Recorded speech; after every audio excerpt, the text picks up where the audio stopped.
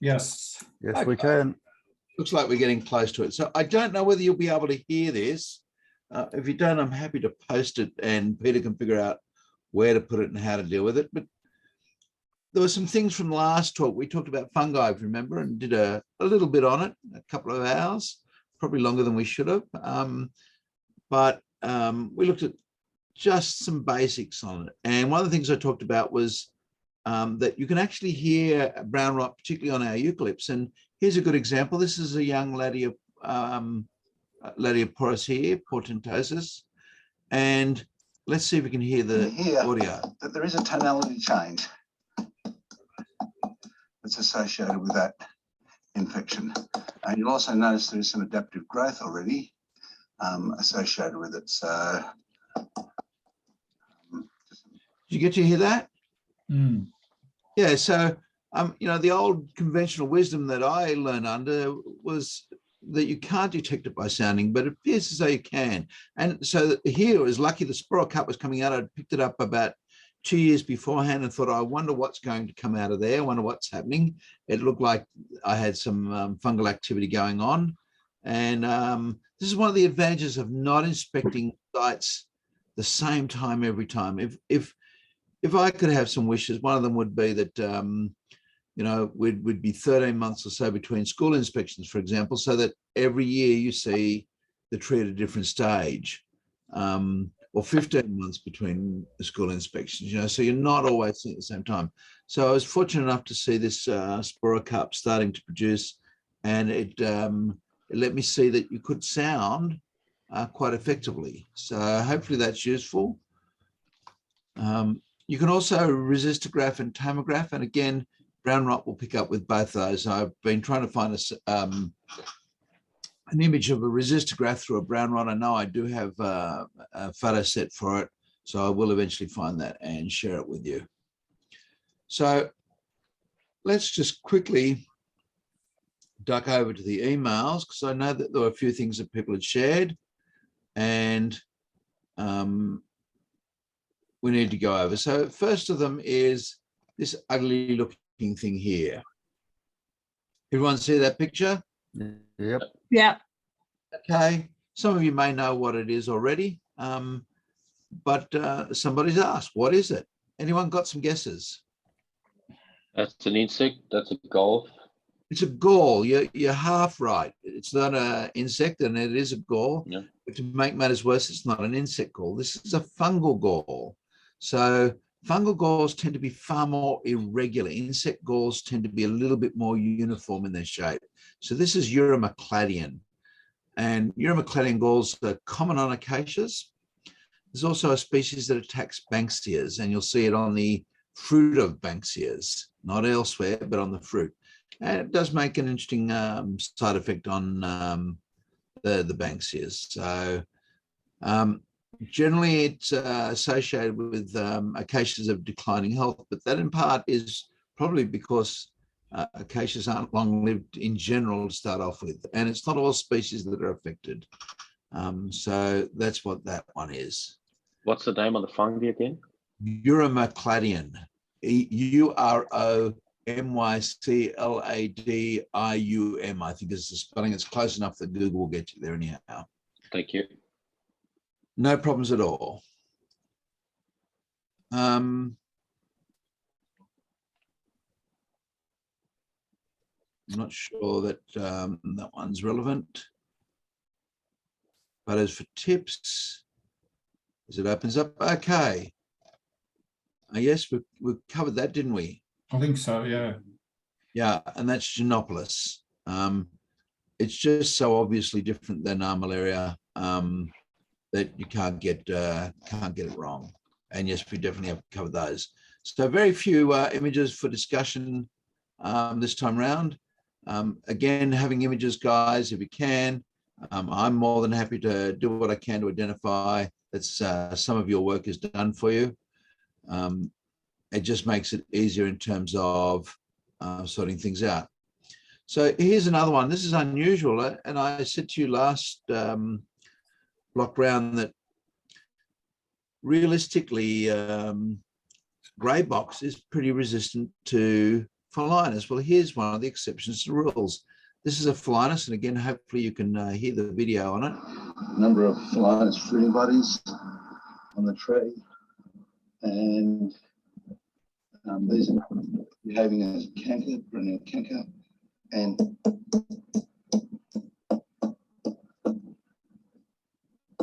it's getting fairly solid up there, fairly hollow down here.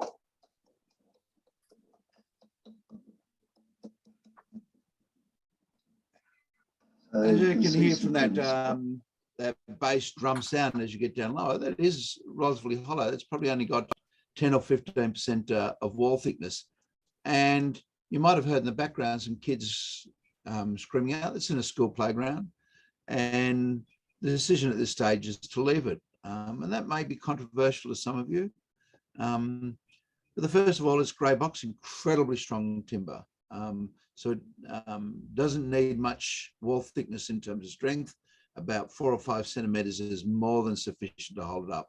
And that's a tree that's got about a 80 or 90 centimeter diameter trunk. So it can have a significant cavity without having major issues. So again, a good example of seeing nature mock at me, because I say that Phalaenus seldom is a problem in grey box, and yet here's one that has had substantial damage. I mean, it's got 30 odd sporocarps on the outside, really unusual. So what about the canopy of that tree? What's the health of the canopy? The tree's healthy, and this is one of those things. And I've said to Peter, and it's I've done the first draft, Peter, of the calculations from the Philadelphia paper, and we've adjusted for population density, which is something we hadn't done previously. So Philadelphia has a population density of about 10 times that of Sydney or Melbourne. So if you would adjust for canopy density, for population density, the health benefits of a tree in Australia could be arguably about $12 a square metre. So this is a tree with a canopy of probably 20 metres in spread. And that's might not sound significant, but let's just have a look at that as I open up a calculator. We go 20 times, or 20 spread, sorry, clear. And we want to go half of that, which is 10 times pi times 12 is a tree that's providing, no, it's got to be clear entry again. That's a mistake. 10 times 10 times pi times 12 is equal to, that's better.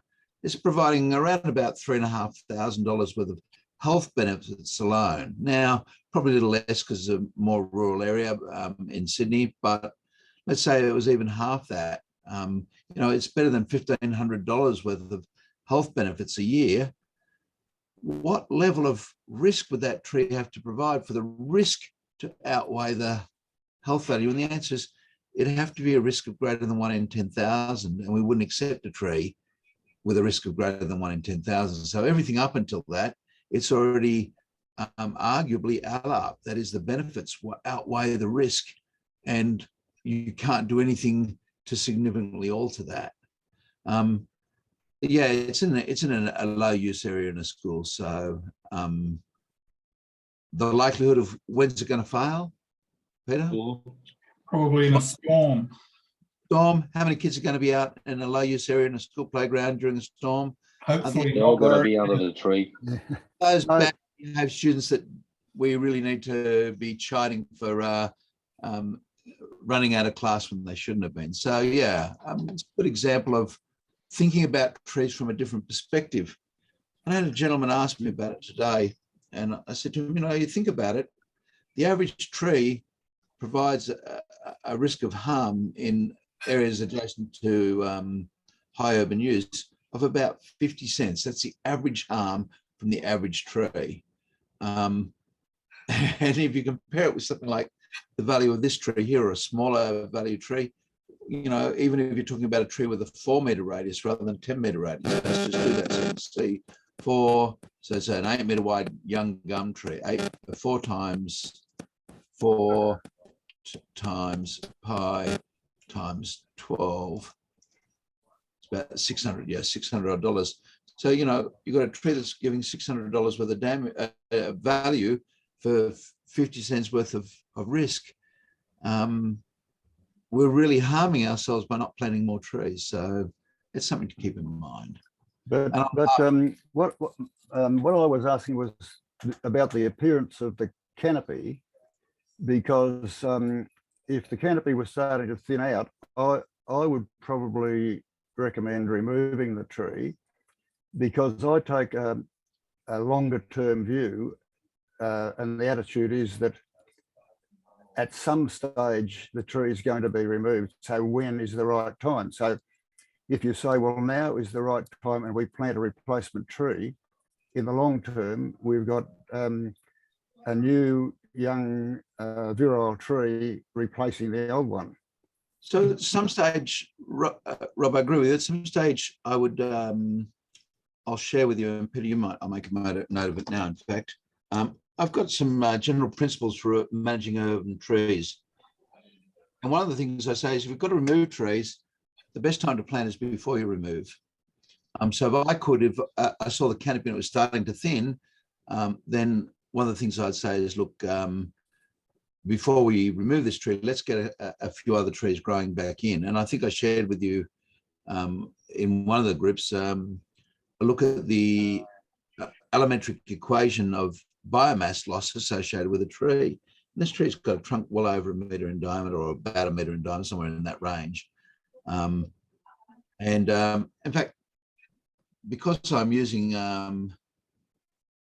Google Photos now and I share all my data, I'll actually show you the tree. We should be able to drop down to the street view and have a look at it. So see if we can see it from the street. Can indeed. So that's our tree there. So for me, yeah, it's a tad thin, but I wouldn't be rushing to remove it. I'd be rushing to replant. Think if I could plant 20 trees in 10 years' time, they'd be giving 20 times 600. That's $12,000 worth of value. Then all of a sudden, removing this tree that's providing $3,000 worth of canopy value is not so traumatic. So my argument is, yes, Rob, I think we remove trees when they're starting to decline, but replanting is critical. And when we're talking about that replacement tree that's giving that's the value, that's the size tree we're talking about there. It's not very big in comparison. So this tree here is giving $600 worth of value. This tree is said probably somewhere, well, actually it's probably half and half for both. So this is probably giving $300 worth of value, and this is probably giving about 15. So we need at least 5 of this size tree just to replace the loss of canopy, let alone the loss of biomass. So the greatest risk associated with trees at the moment, without question, is removal of trees that aren't posing aren't in the lower, in the upper end of the tolerable risk or higher. So tree removals are by far our greatest risk to society in terms of health and problems. And the other thing that is about schools, trees in schools, is that I've noticed is that there seems to be a much greater appetite to remove trees than to plant them. Maybe not all schools, but pretty easy to get them out. It's a lot harder to get new ones in. I find exactly the same in Victoria. Very hard to get them to plant trees. Almost universally, they will plant, but it takes a long time to get a tree. You know, this tree is probably somewhere in the vicinity of 80 or so years of age. We could go back to some of the aerial images and have a look, but I would be surprised if it wasn't at least 80. And that's, you know, that's a lot of time to replace that tree and replace that biomass. Much to the shame of the Diocese of Sydney's Catholic schools, a teacher recently told me quite proudly that the Catholic Diocese in Sydney has removed almost all lemon scented gums, spotted gums, and Sydney blue gums from all their Sydney schools. And that shows you the fear level that we're still operating in. And maybe one of you are smarter than me, but I'd really like to do a video that when something like this, my wife's a little older than me and she's got early onset Alzheimer's, and every now and again she falls out of the bed. And I know the risk of death from falling out of a bed is about 11 times higher than that, the risk of being killed by a tree. So I can just see it, you know, the Channel 9 News van out the front of the place speaking to Mr. and Mrs. Hartley. You know, Mrs. Hartley, that was a very close call last night. You fell out of your bed. Oh boy, that was scary. You know, I just can't see that ever hitting the news. And yet here we are with something that's 11 times more likely to kill. And I can see them saying, oh, no, we've got to go over. There's a tree branch that's just fallen across the road, or there was a storm yesterday and some trees fell over. It's absurd, our approach to it. And it's from the media, and I'd like to call them journalists, but I think journalists should at least do some investigation. So news reporters or sensation reporters, I don't think, again, you could even call them news reporters because it's not newsworthy. No one's ever going to be out the front. And I say it with sincerity. I hope my wife dies falling out of a bed, because at least then I can talk about it in reality. We used to talk about stairs in the earlier days before beds. And then Alex Shigo fell down some stairs and died, and we stopped using stairs. Now we use beds instead. So, you know, if my wife would assist me by dying falling out of the bed, then we'll stop using beds and find something else. Some humor in there, guys. Don't take it too personally. This was interesting. And again, this was a tree that recently failed. There's a little bit of termite activity in it. But it's nice to see the size of this. This is a big size Araucaria, and you'll notice it's just completely snapped off. And this happened in a microburst. So no real significant thing except a little bit of termite activity in the middle that would have had nil effect on the tree. And so it gives you the idea of what force microbursts can actually have and the damage that they can cause. It just came up in my search whilst I was trying to search for those images of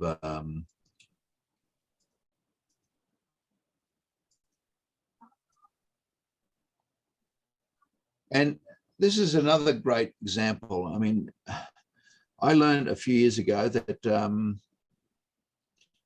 that my ability to assess how diseases affect trees, particularly these physical things that make trees weak, is probably not as good as I thought it would be. So photographs are a wonderful thing. And I think I've mentioned before, go out and start photographing trees that you have issues with and just watch how they perform. See how well they do and don't last. But, you know, here's a fairly good included junction in a tree that's got some active splitting. It's been going on for a while. It's getting a little bit bulldogish nose here now, so I'm comfortable that we're probably past it. But I wonder how long that tree has been there and how long it's going to take to fall over. And again, this wonderful facility now with being able to go back, if you share your data with Google Images and go back and say, well, look, you know, how long has the tree been there? What's it been like? What's it like now? It looks like that's probably our tree there. Oh, look at that. I found the tree already. And then I can go back and just see, well, was the tree there in 2008? Had it started to split by then? Oh, well, it's not the best image, but yes, it definitely started to split in 2008. This is 13 years later, and it's actually looking better now, 13 years later, than it did then. And in my early days, I met a number of good arborists, a guy called Don Blair from America, a very clever man, and a guy called Tim Johnson. And one of the things that Don impressed on me is the importance of a camera. He said, probably your best diagnostic tool ever. What he didn't make clear was part of the reason it's one of the best diagnostic tools and the best tools you can have in your kit ever is that you end up with a record of images and images that are just invaluable over time. So, you know, I often talk about being able to build close to Araucarias, and the reason why is one of the first shots that I ever took with Don was the Manly Wharf repair or upgrade, and they were sheep piling less than a metre away from Araucarias in 1987. And what's really great is those trees are still there to this day. And so when I say, yeah, look, in sandy soils, Araucaria are very tolerant of close proximity building activities, I've got something that I can show people. So when you're out, if you see tree things, photograph it. And I'm just forever glad that Don had convinced me to do that. And unfortunately, my first 20,000 odd images are all print images, of which probably the best 500 odd I've scanned. But nowadays with digital imaging, it's so great. And I encourage you to continue to take photographs of tree problems. That when you see them, punch yourself against them, say, okay, how long is that tree going to be like that? As you can see, you can go back to it and have a look and say, well, okay, it's stronger now than it was then. And today it's not looking too bad at all. So, you know, it's a valuable thing that you can go backwards and forwards with. The acacia came up quite quickly, obscured a little bit.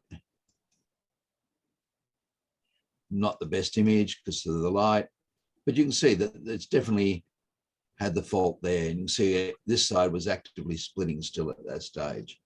And yet, in spite of that, the tree's still standing there. Now, would I suggest that we keep that over a school lunch area? No, I'm not suggesting that at all. But I'm suggesting you'll learn more as an arborist about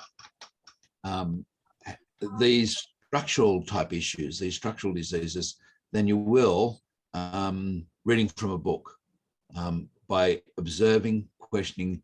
And one of the things that your mind won't do is store all that information. My mind won't do it. Maybe yours will. Michele, you're young, but you know, I'm getting old and my mind forgets things and distorts things. And because of that, we need to have some record, and photographs are just perfect for that, that process. So think about that. Mark, how do you file your photos so you can find what you want again? Oh, that's a great question. So I file all my photographs by date, and I use, oddly enough, Dropbox just renames them by date. So that works for me. Then I upload them all to Google Images, and Google has a reasonably good search engine that can do things. So for example, I was looking for a piece of wood, and this is what Google has found for me about wood. And it's just a question of, you know, how far I've got to go back in order to find the image that I want. Obviously, there's a fair few wood shots, but so that's one way. Then when I've got something that's important, I'll add a comment on it. So let me go to brown rots, because we're looking at those, and I said I'd show you some more shots, and ideally a brittle failure. So there's brown rot. So it's picked up this is brown rot because I've added a note, and you'll see here if I change sides, I've added the note here, brown rot, and that allows me again to search for information that Google may not have been able to figure out. So annotating wherever I can.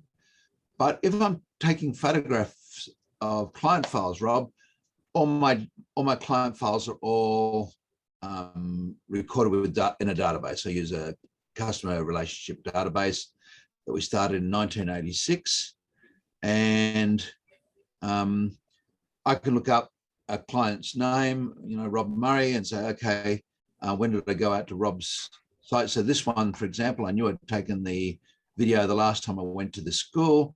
I looked up the school, looked out the date, and was able to tell you that I've been out there sometime in May 2021, and bingo, there it was, sitting there in May the 4th, 2021. So that works fairly well. Does that help? Digital filing is a lot easier than print files. Print filing was hard work. Digital is comparatively quick. So going back to brown rot, this tree didn't fail because of brown rot. It had brown rot and it was felled or died. Interestingly, this may have been a crack, but that's irrelevant. But you can see the void that's there, and that's why you get that hollow sound. So it doesn't need a big void. When you drill it with a resistograph, there's a lot of loss of tensile strength. Why is that? Cellulose not there anymore. The cellulose is gone. The cellulose is important for tensile strength. So your resistograph picks up, there's a drop in strength because there's no fibers, no little cellulose fibers holding on. It's just the concrete that's drilling through now. So it's easier to drill through, but it's not like a hollow. So you pick up a graph that drops down quite a bit, but continues on. With a tomograph, it shows as being a full hollow. So the two together, I guess, could be used diagnostically. Brown rot's in lots of places. I don't know whether I showed you this one last time, but that is one in my specimen collection that weighs about, or weighed about 20 kilos when it came off the tree, and now weighs nothing. And again, this is the curry punk. Last time I looked at it, I went and looked at this tree this year. That was in 2014. The tree's still there and going, well, it's associated with fire damage usually, and not a big issue in terms of loss on the grey box. The first time I saw it, I thought, oh, I better check. I drilled with an ordinary drill with a 3mm bit, 4mm bit. No need for a resistograph in the backside, 1/3, and stop drilling.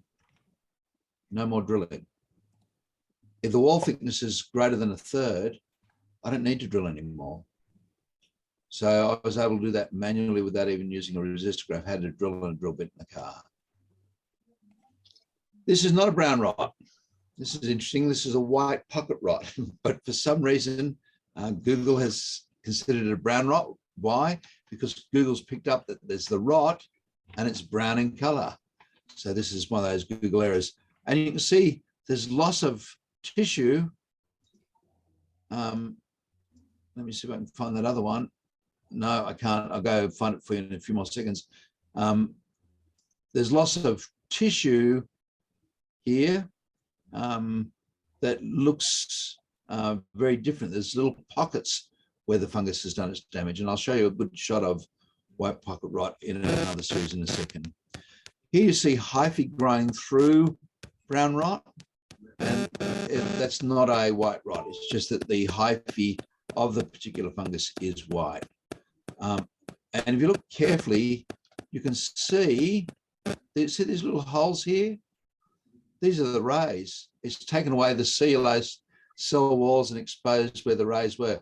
Rays are made up of parenchyma. Parenchyma's only got cellulose. So it shows you that the cellulose has been degraded away. Neat little thing to see. Again, a brown pocket rot. Unfortunately, they've now cut down this tree. A brown rot, not brown pocket rot, curry punk. And that's my large one from my collection.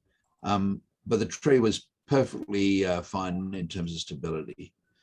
But this is one that did fail. If you look here, you can see this is a brown rot in here. This is on a pinus. And it's worthwhile seeing that it's socketed itself out. So it's lost strength as a result of that decay. That's not a brown rot. And again, that's just one of those errors that have come up. That's actually pineapple, hang on, pineapple rot on a palm. And you can see here, it's left all these fibers, and those fibers are high in lignin, but it's eaten all the parenchyma away. So palms are very, very high in parenchyma. Oh, sorry, parenchyma. Parenchyma, for those of you who want me to be correct. So it's high in parenchyma, and the parenchyma is what a pathogen eats. So this has gone through and behaved as a pathogen and eaten it out and left the fibers. And it causes real problems with palms that can be introduced. In this case, I was introduced by kingfishers. So that's something to, again, think about the way we prune Phoenix palms is we tend to leave them with longer PDL bases than we should. Peter, up your end of the world, you've definitely got lesser coconut weevil now. So lesser coconut weevil runs all the way down through to Sydney. As someone sent me a photograph the other day of it at Marrickville, so it's further from the water than we had even predicted, and that one had gone through the meristem. So the meristem was being affected by lesser coconut weevil. And lesser coconut weevil, when it gets into the insides and starts doing the area around the bud, can lead to the failure of the entire stem. So one of the things that's important is not leaving long PDL bases. Another thing that's important is preventative spray. So white pocket rot was another thing I said I'd show you that we didn't get through last time. I showed you one picture, but it's not a great one. So here's a better idea of what a white pocket rot looks like. You can see there's little bits of hard wood left. It's not gone all the way through. So this is typically what we expect Phalaenus to act like, particularly in its earlier stages. That is, it doesn't result in a lot of loss of strength. I liken it to a piece of conduit. If you've got a hollow piece of conduit and you lift it, it'll flex a fair bit. It'll bend. Does everyone understand that? Now, if you go down to Bunnings and buy a can of spray foam, and you spray foam into it all the way down, and you roll it on the ground to keep it nice and level, when you pick it up, you'll find it incredibly rigid. And that's because just that little bit of solid material adds huge amounts of strength. So the same thing's happening here. And I know I've talked before about Phalaenus and the Phalaenus paradox.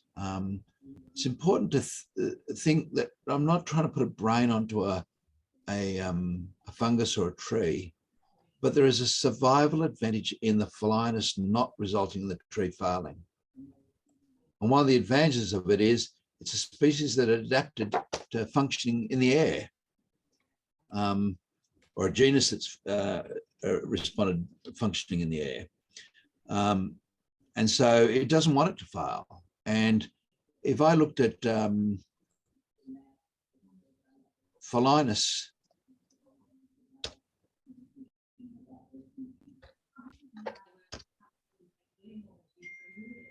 and we've looked at this sample over here, but here's another tree, same story told. This is good solid wood. Our normal round would have come round through here and finished about here. And so all this extra wood further out adds strength. It doesn't take it away. Same deal again. That's getting a little bit more degraded. But the same story is told time and time again by Phalaenus. You'll see it's pushing new tissue further and further out. And I suspect that the fungus and the tree have developed a nice little system whereby failure seldom occurs. And what I find fascinating is you get something like the Bridget Wright tree. It had Phalaenus. The one at Emu Plains that killed the elderly gentleman a few years ago, it had Phalaenus. The Phalaenus didn't fail during the severe storms in Emu Plains, and the Phalaenus wasn't the bit that shed and got Bridget. We just tend to see it. What's interesting is when this is a cavity, we're all happy with it. So it's a cavity, I can measure it. Oh yes, there's 50% of the radius is gone. Oh, we've got plenty more room before it's a problem. But we see the fruiting body, we tend to go to pieces for whatever reason. I don't quite know why. Whilst we're at it, this is Phalaenus Phalaenus robust, noxious. Phalaenus noxious. It's now had a name change, so it's been reclassified into a new genus out of Japan. Don't ask me what it is, but I will look it up for you for the next thing. And to make matters worse, Phalaenus robusta has now gone into another genus. Formitiporina robusta. Yeah, robustus or robusta? I have robusta. It was robustus, and that's gone across. Yeah, and then So what we're looking at when we're looking, and it's not recorded or not common in Australia. So what we're looking at is probably Phylinus badius, which is what I think Elliot and Jones had put it down as almost 30 odd years ago, 40 odd years ago. So I'm going around in a nice little circle again, where what we thought we once knew we don't, and what we once knew now we do. Interesting enough, Peter, and you'll appreciate this, you can see a whole pile of organisms that have been having a go, and you also see water coming out again. And this is this process of fungus doing the job of wicking that water away so that the hyphae can grow where it wants to grow. Hyphae can't grow through water, and there's water in cells. Living cells are full of water. Cells that are functional still have water in them. When we take the water out of them, and water levels drop as the heartwood gets older, and particularly as the inside of the tree gets injured, and we start getting cavities. So this is a way of it colonizing extra material. And again, you can see, Rob, you're asking, all of these ones that have got little white lines are ones that have annotated up, but not all are annotated, and it's figured some out for all sorts of other reasons. So it's figured out, for example, that this is Phylinus all by itself. I love that. And it's pretty smart when you think about it. So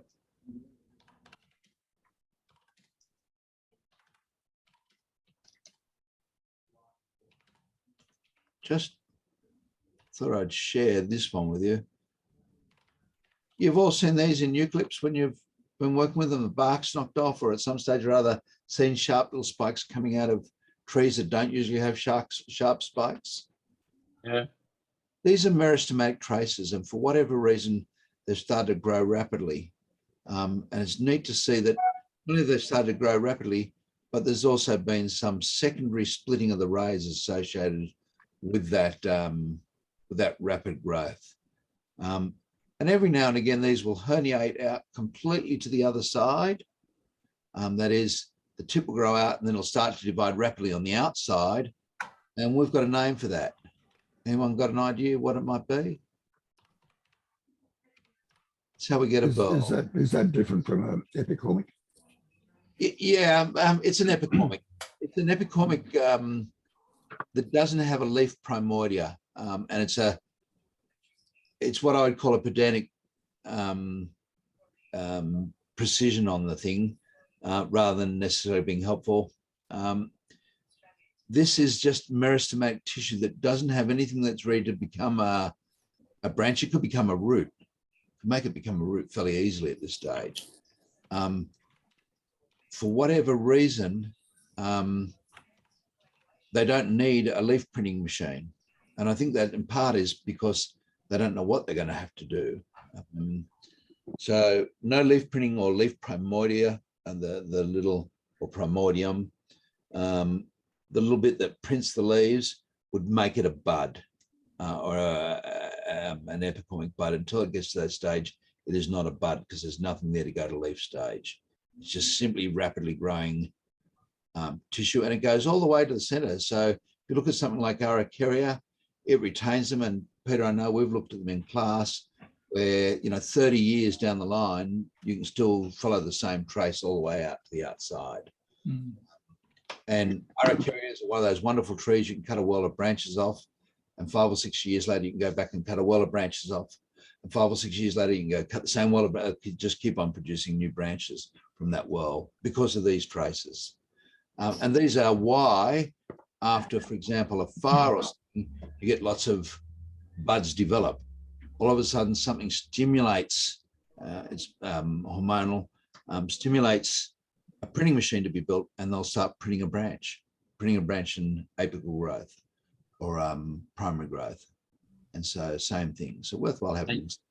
And you said the wood ray splitting will end up forming a burl at times? It can, yes. So a burl is simply formed. Let me see if I can ask people to find me some burls. See how she goes.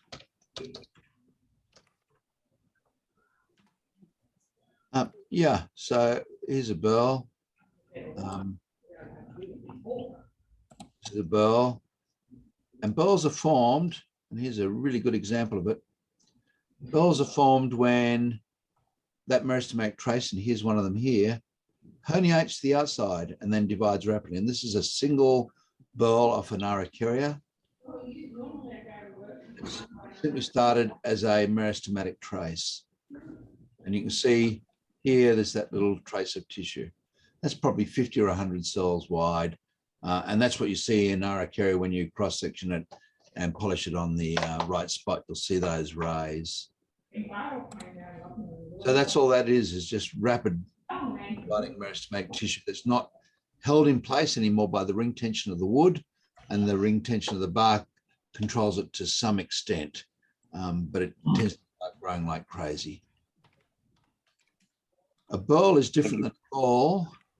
A gall is produced by something else and alters the growth. A burl is a natural occurrence. Okay, so it's by the plant. And there's some discussion that it's in part formed when a tree is heavily loaded. And you'll see this quite often on trees. You'll get a line of these spots where you know that there's meristematic traces in behind. On things like ficus, you'll see it quite distinctly.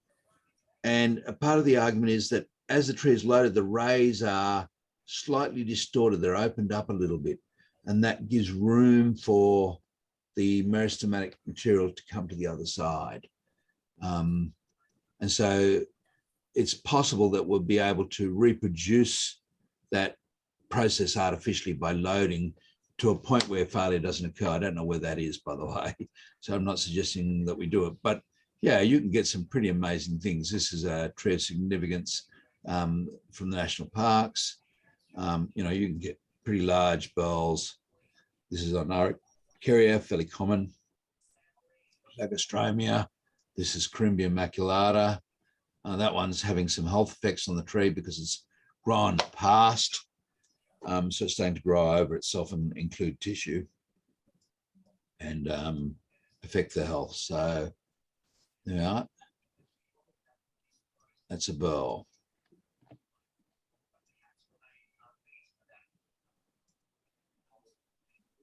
Just trying to find that resistograph so you can see how my mind's thinking. It's interesting if I type in resistograph.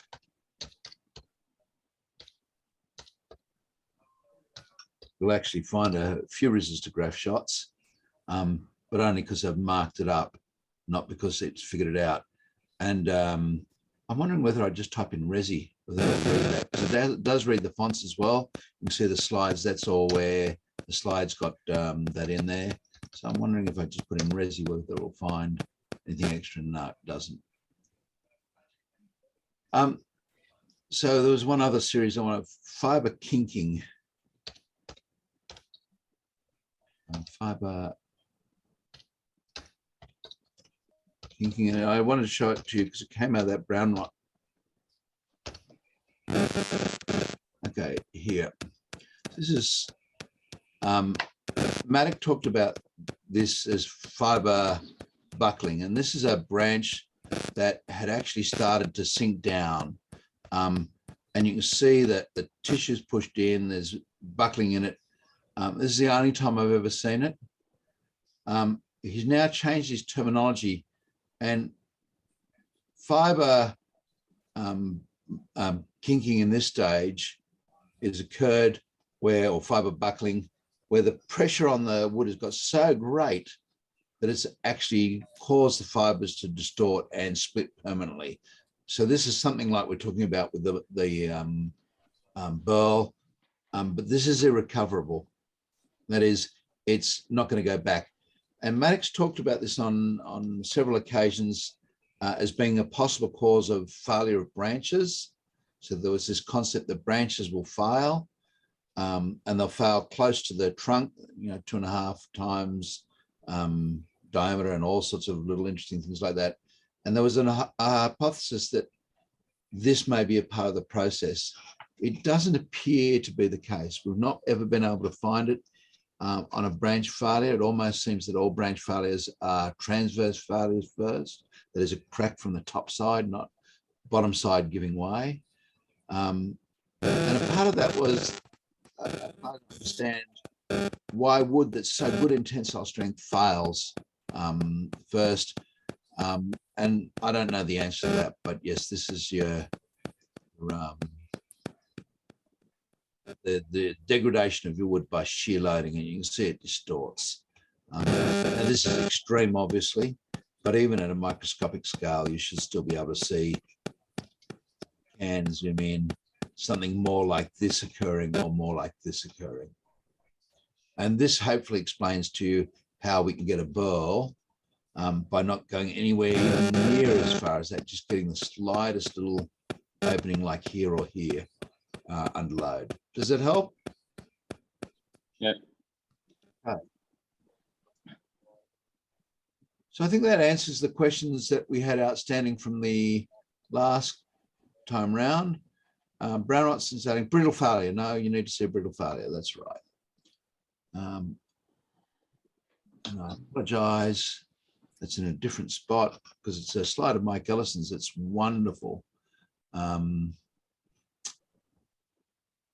Want to open Dropbox?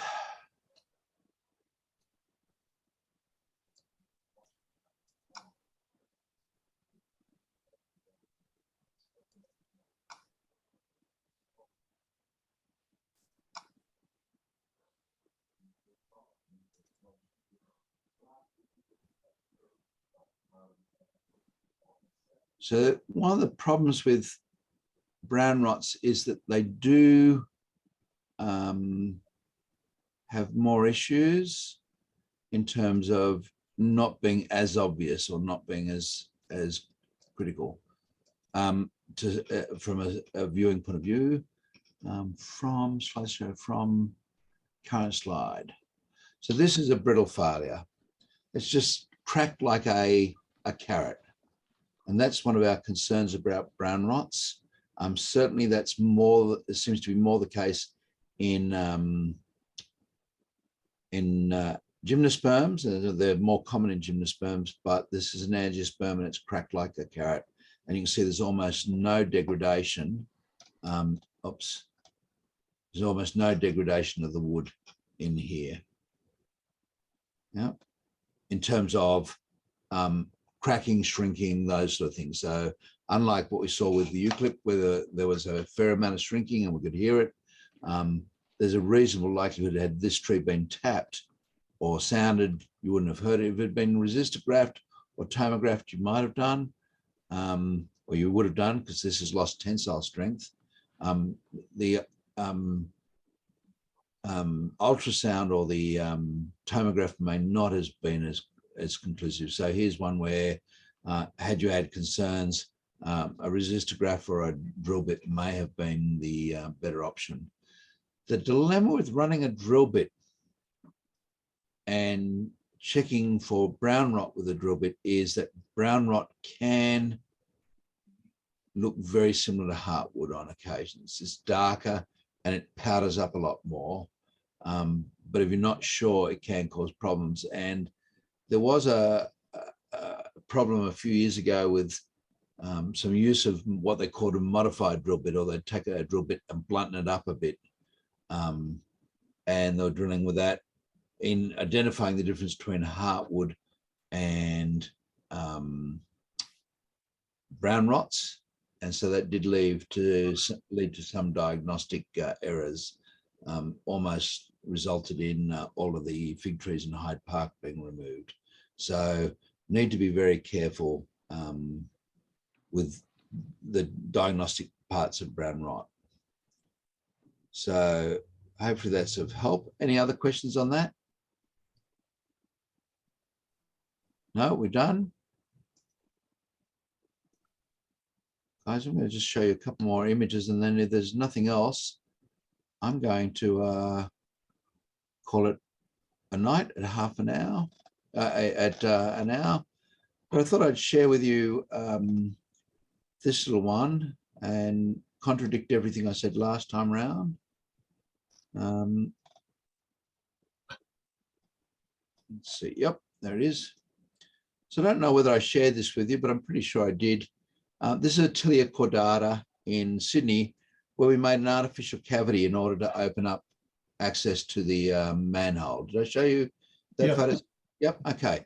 So as it turned out, the client, Mrs. Irish, gave me a call and said, Mark, we've had an arborist out doing some pruning work, and he saw this fruiting body and he said, please get an arborist out, a consulting arborist. So I went out.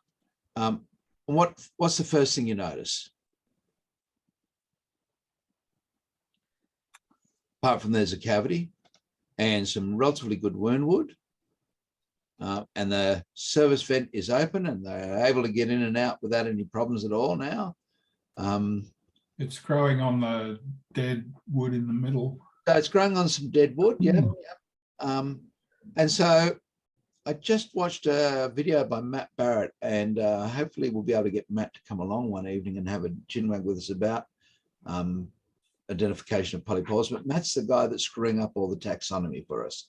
I don't know what we're going to do to stop him, but he's going through at a phenomenal rate and identifying and re-identifying and moving things around. You know, it's strict at the stage where, you know, oftentimes all that we're going to do is say sp rather than anything else. But this is a Ganoderma here. I'm almost certain of that, Ganoderma australe. But not overly glossy on the top. And I don't know why that is. Certainly narrow and thin, white on the underside, brown spores. So everything matches for Ganoderma. But Matt made this comment, it's really quite interesting, is that as people are assessing these things, we should start looking at, first of all, the points of attachment and see what they're like. We should start doing cross sections. The things they want to see are things how bits are attached, what they look like. So this is half a one. And, you know, what's happening on the inside here. So that's some of the features that he's using now to start identifying and sorting things out. That and spore prints. Spore prints of polypores on trees are pain because you've got to get them during the sporulation stage. But this allows us, again, from a taxonomy point of view, to come down with some broad brush strokes rather than precise brush strokes. But it's great and fascinating to see what they look like on the inside. And, you know, I've been an arborist for, I dread the thought, 50 something years, 48 years. And first time I've ever decided to take them, cross-section them and look at them in any detail like that. So, you know, certainly worthwhile thinking about from a different perspective. So it's something to think about. Lousy out of focus shot. Not too bad, just over magnified for obvious advantages. So that hopefully puts the fungus into a... Excuse me, Mark. How did you actually cut that? Just so ridiculously crudely, because again, it's probably a soft species then, something like Felinus. But I used a screwdriver, drove it in about 1/10 of the way or half the way, and just simply then drove down and split it just in half. Felinus species, I'm pretty sure, will drive you crazy trying to break them, particularly the bigger ones. I think I can pull up my biggest one. I think you saw it last time anyhow, a 30-year-old specimen. And my gut level feeling on that one is you'd have to use a mighty big cleaver and then still probably have no luck. So I think, Rob, better with stuff that's not too old than the older stuff. But I imagine a machete or a cleaver and a mallet would be a pretty good way to do the hardest ones. This was amazingly easy in spite of the thoughts. He would say cut it neatly with a knife. you know, that's probably again a little bit easier said than done, but it was easy enough just to split pretty well down the middle. I figured that way you can have half and I can have half. It's a fair share, isn't it? Okay, guys, that'll get to the end of tonight for us. But what do you want to do next time round? It's driven by you. I don't mind if I don't meet with you ever again, but happy to meet with you again. So I need to know what you want me to share with you rather than me just giving you something for the sake of it. Is it possible to talk about the barriers that tree have? You know, wall 1, 2, 3, and 4 has been defined, I believe, by Shigo. Yeah. On the decays that, yeah, when there's the decay fungus in the tree, how the tree reacts to it, and what sort of chemical barrier and. Absolutely, we can do that. Happy to do that. Able to do that fairly readily and easily. So wall 1, 2, 3, and 4, we'll talk about compartmentalization of decay in trees, and we'll talk about compartmentalization of dysfunction. That's the German concept behind it. We'll talk about a book called The Codit Principle, which is really good in terms of trying to support that. And we'll talk about some more of the work by Dr. Lynn Boddy and this process of how it all fits together. And I'll show you some microscopic shots. I'm pretty sure I already have of fungi moving. I have definitely fungi moving through the vascular tissue. So if you understand how those 3 bits work together, Codit does make a lot of sense. And it is really a part of what made Alex Shigo, you know, the forefather of modern arboriculture. It just revolutionized things. But a part of that is, it was based off an old paper, someone looking at poplars that was published in 1928 that started it. And Shigo's comments when it came to compartmentalization was that if he'd seen eucalypts and kynobands, he would have figured the whole thing out earlier. You've got to wonder why we took so long to figure it out here in Australia and why we still struggle with it.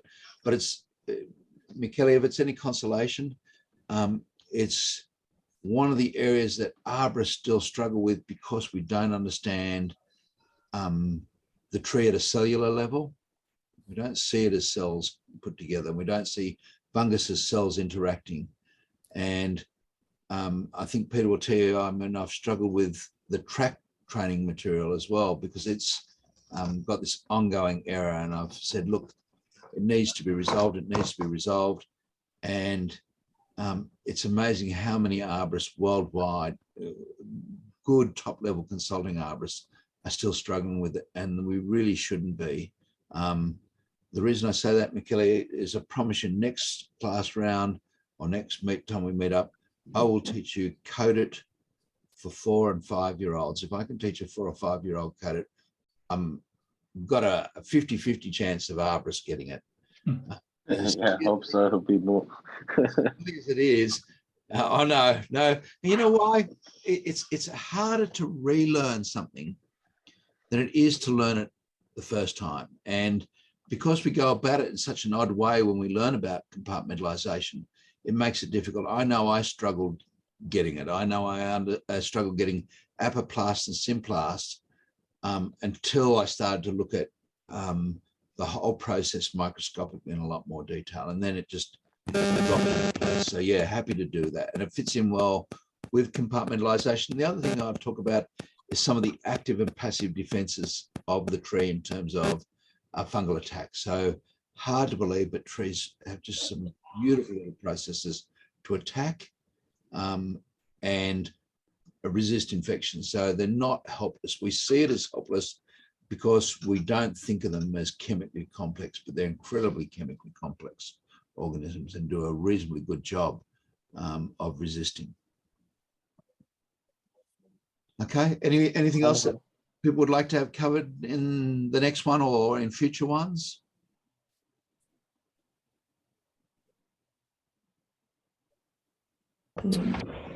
No, I was going to share a whole lot of pictures with Peter of different things I've found over the last few years. So, Yep, that'd be good. yeah, maybe once you've digested, you could decide whether some of them are worthy of discussion. always happy to discuss them. The thing that's fascinating, if I looked at tree diseases or did something, so a lot of my classes were taught at Hawkesbury, or no, let's go Wallingbar. Wallingbar's up north. I did a class up there once a month. OMG, Mark. Sorry? Oh, no, it's got you anyway. If I go back through these images, you'll see lots of insects and diseases in this process. And that's because one of the things that students would do would bring in stuff to discuss. And so always I learn from that process. I don't know about others, but I learn from seeing things, because you will see things that I haven't seen. You'll put forward questions that I don't know the answers to. And that's equally as useful in helping me see things as it is others. And, you know, you just see from those thumbnails that so much of it is stuff that, you know, what the hell is that? You know, That's pretty cool. it is pretty cool, yeah.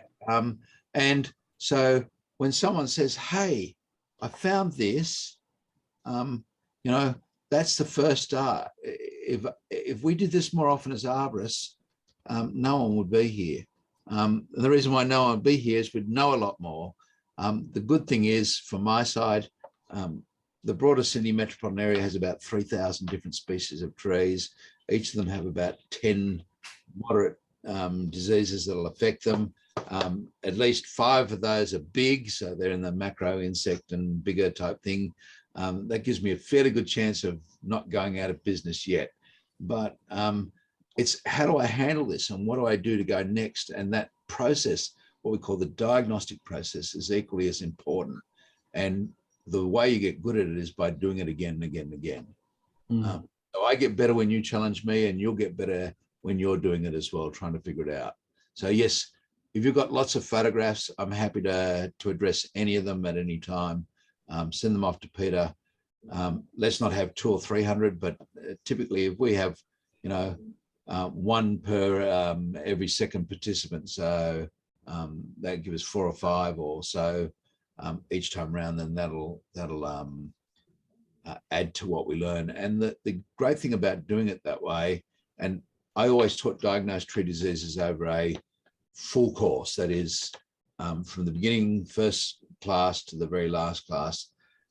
You have some years where one disease is present, and the next year there's nothing, and the next year it's not there, and then all of a sudden it's back again. So the longer time frame you look at diseases over, the better your chances are of seeing a broader range of diseases that you're going to encounter. And there's many diseases that I only ever see once every 5, 6, 7 years. And when they come up, having seen them before and having gone through that process before saves you so much effort in doing it again. Well, what I'm saying is, hey, I'm happy to go through some of that with you and save you when they finally come up. Okay. Wonderful. Thanks, guys. I'll see you next Thank you, week. Mark.